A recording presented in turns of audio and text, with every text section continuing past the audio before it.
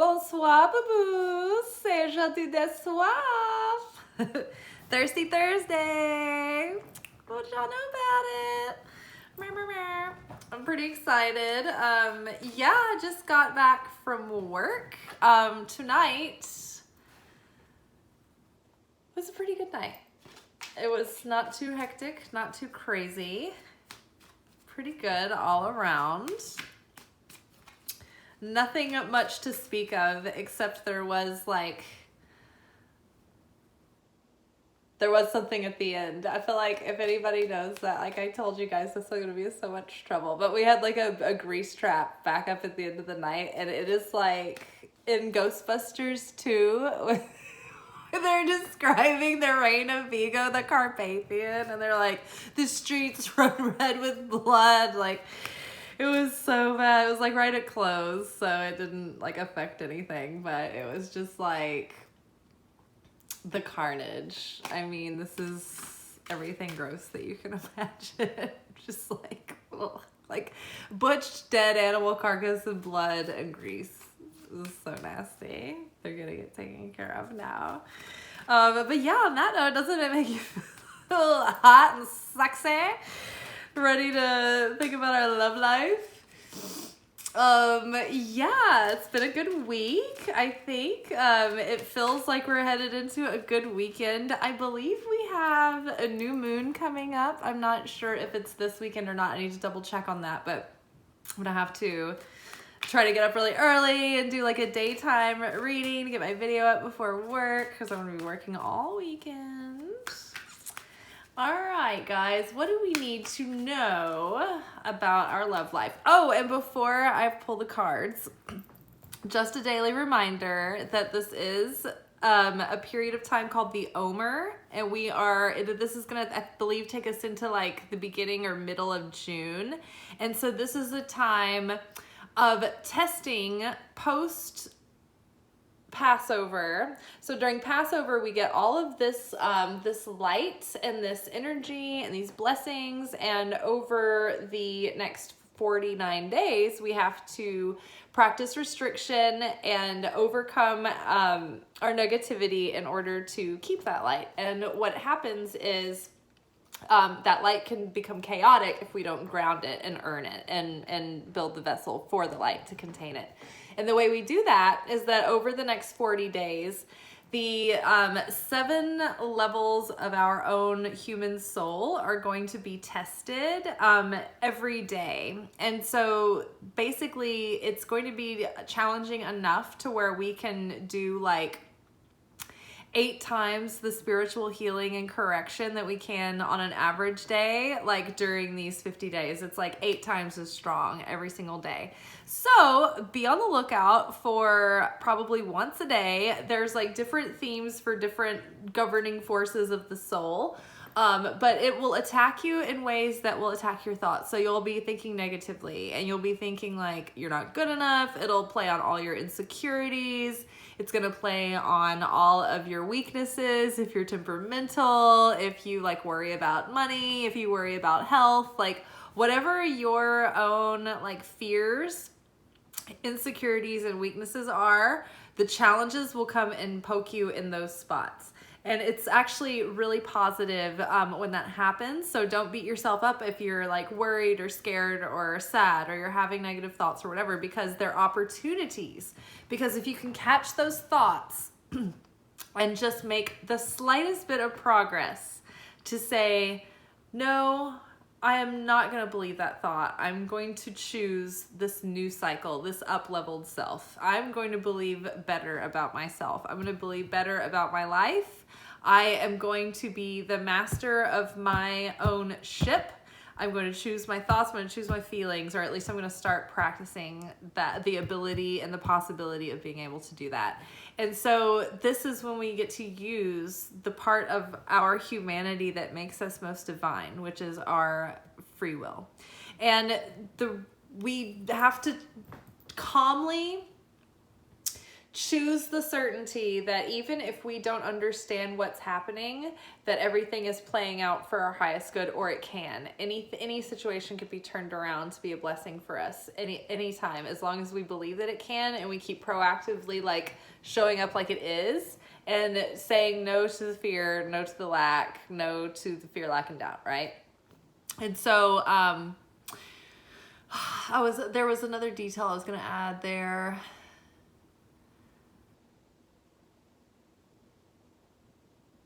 Just know that it's a test.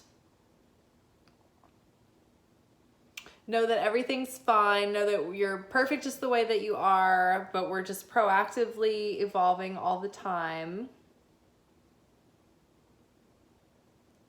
Yeah, have absolute certainty that things are working out even when there's not physical evidence that they are. Like, have faith beyond reason, which is called emuna. And I think that those were the points that I was going to make about that. But yeah, so those are just some updated things and notes that my teachers have given us from the Kabbalah Center about the next 40 days to just try to get through it without short-circuiting, without falling into any self-defeating tendencies. And if we can do that, then we're gonna have like so much like fulfillment coming in, and turning points and epiphanies and things that we've wanted to come through, and manifestations. Like, all of that can be accelerated if we can just keep our shit together and make the smallest bit of soul progress over the next 50 days. So this is a huge opportunity. It's a little bit difficult, but just think of life as a video game, right?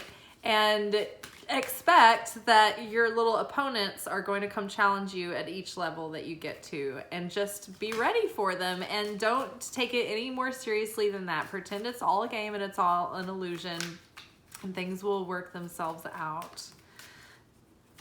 All right, so for our love life, what do we need to know this week to progress forward in our own journey of self-discovery, of self-love, self-respect, and learning how to open our hearts and heal our hearts so that we can accept love fully and give it fully? We don't want to miss out on that experience in life. How do we more deeply embody the knowing that we are whole and complete on our own, and that we need really nothing and no one, but it just adds to the pleasure and fulfillment of life? What do we need to know? And how do we overcome our egos, our insecurities? All right, love yourself first. This pretty much just answers all the questions we just asked. Your self-respect makes you more romantically attractive. So love yourself first. Make sure that you are clear about what your needs are, what you really want and desire, and know that you deserve them. And then, yeah, just take care of yourself in your own life. You know, when things come up, be a good set of parents to yourself, right? Nurture that inner child within. So make sure that your, household is taken care of. Make sure that you're taking good care of yourself. Make sure you're drinking water. Yesterday, I felt like a raisin. When I made my video, I had like no water that day, and I had like coffee and margaritas, and I hadn't had any water by the time I got to video. And I was like, holy crap, like I'm like so dry. So yeah, drink water, pay your bills, do all the things that you need to do to keep your house in order, keep your kingdom running smoothly, take care of your car, take care of yourself. Like, do all of those things that make you feel grounded and secure, and then enhance all of that by doing the things that bring you joy and pleasure and light you up inside and make you feel nurtured after doing them, right? And then I would say also, to add into your routine, make sure that you have something that is forcing you to practice self-discipline in your life. And that is one thing that I feel is one of the most beneficial practices, is just practicing self-discipline. Different people I know there's a difference between the people who have to have self-discipline and the people who don't. There's just a difference between them. And so I think that having self-discipline gives you a sense of groundedness. It gives you, it adds to your self-respect and self-esteem and all of that, because you know that you are putting yourself out of your comfort zone to take care of yourself. You are learning the skill of being comfortable with discomfort, which is very beneficial in life. And then you're learning to, push past that comfort zone, and you know that there's benefit, there's gain in the pain, right? You know that there's benefit to like breaking yourself down and pushing through pain, whether you're working out, whether you're, fine-tuning a craft, or if you're an artist or whatever, maybe you have something that you study or that you're learning, or let's see, what could I don't know, maybe it's like a dietary thing, but anything that builds self-discipline, I think, is very beneficial to like just all areas of life. It just helps everything. Let your friends help you. Ask for and accept support from others. So maybe there's a task that you just don't have to do alone, ask for your friend's help. Maybe you need advice about something. Go to someone that you trust that would be wise, that'll be honest with you, that probably doesn't have a lot of baggage involved in whatever you need help with, so they can be objective or be, realistic, or maybe have some more of an insight as to like what you need help with. So look to your friends for help. Let your friends help you. All right, what else do we need to know?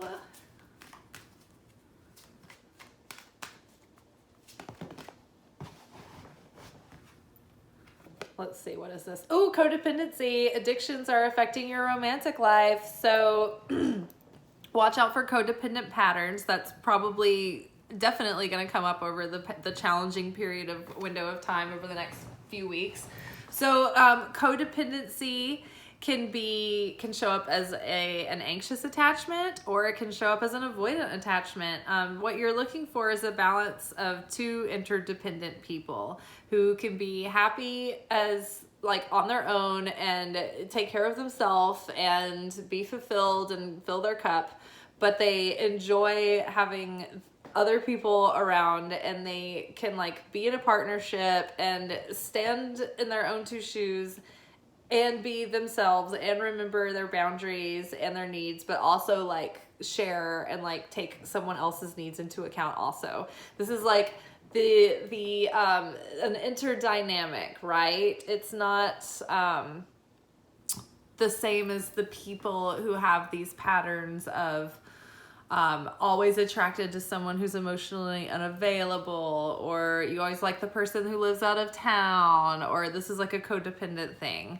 If you're always playing this role and they're always playing that role, just watch out for those things. Runner chaser dynamic. If that's too extreme. Let's see, commitment issues, or people who are serial monogamists, like someone who like absolutely needs to be in a relationship to be happy. That's codependency. Someone who needs someone to take care of them and like always be on them to like get their shit done. That is a codependent relationship. The person who's manipulative and uses guilt and like gets other people to like, go along with them by that, like that's codependency. So just be aware of any kind of codependent pattern that might come up, or anything like when it says addictions also. I think between addictions are affecting your romantic life and codependency and all the other things that are coming into play, I think it's also just talking about What is your like automatic default setting? Pay attention to those patterns. And also be aware that addictions can be like addictions to drama, addictions to whatever. It doesn't have to be like substance abuse. It can just be like a habit that you go to automatically without even thinking about it. You know, one of the things that we want to do as we elevate our soul is to overcome our reactive nature, to just go with our animalistic impulses and like rise above those and be able to make a sound free-willed choice, right? And self-discipline helps with that, right? So we were talking about self-discipline. Maybe you're going to cut back on something or in some area. Okay, and last but not least, our final card for our very unromantic Thirsty Thursday reading. It's like, love yourself, let your friends help, don't be codependent. It's like, where's all the guts and the glory and the passion and the fire? Oh, worth waiting for. Okay, cool. So maybe we just need to work out some of our shit, offload some baggage during this perfect time for accelerated soul healing. Heart opening, heart awakening. Divine timing is at work in your love life. So don't worry. There's something worth waiting for. So you don't have to be in a hurry. You don't have to be impatient. You don't have to feel like you're missing the bus or the boat or whatever. Everything's working out fine. Divine timing is in order. And yeah, don't worry about FOMO or whatever. It'll be fine. It's going to be worth waiting for. All right. Everybody, let's review. Love yourself first. Get your shit together. Take care of business. Let your friends help you. You may have a task that you need help with. Don't have to do everything alone. Or you might, just reach out to people. Let them in your life. Maybe you need to talk about something with somebody of like mind and kindred spirit. Be careful who you consult with because they could have their own baggage that they're throwing in. And remember, we had a warning about not listening to bad advice from a naysayer. So just be aware of that. Take with a grain of salt and be discerning about who you ask advice from.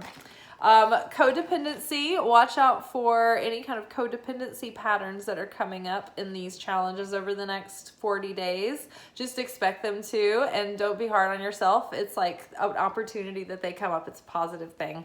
It's good because then we can work through it, but don't do negative stuff on purpose. Just if it happens on its own, then it's fine. It's part of like the whole plan this month, okay? So watch for the codependency patterns and start working on them. And it's also important to note that we can't wait until we're like perfectly healed and everything, all of our kinks are straightened out before we can have like a relationship, because we're always going to be a work in progress until we die. So don't be too hard on yourself. Like, we're here, it's just like Nicolas Cage and Moonstruck. We're here, Loretta, to make mistakes, to love the wrong people. That was kind of Trumpy. Gross. And then, yeah, whatever's coming is going to be really good and it's worth waiting for. So just sit tight and go with the flow of the river of life. Divine timing is at play. So just surrender, release, let go, and just let life.